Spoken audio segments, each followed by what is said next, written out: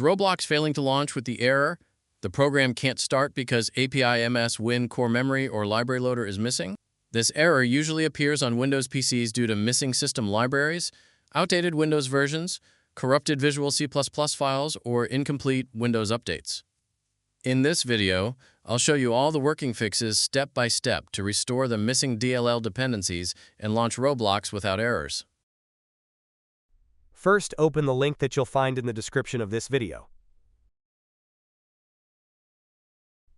Download the x86 installer.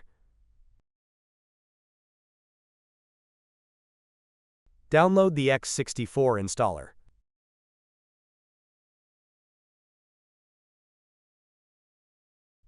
Double-click the x86 installer. Accept the terms and press Install. Press Yes.